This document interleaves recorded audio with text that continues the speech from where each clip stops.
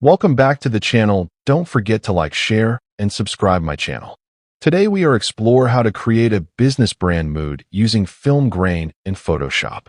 I open Photoshop and place my brand image on the canvas. First, I duplicate the background layer so the original stays safe. I move to Filter, then Camera Raw Filter, and gently increase the film grain settings. I slow down here because grain is about feeling, not force. For business branding, I keep the grain subtle so the image feels premium. I zoom in and check texture on the face and background.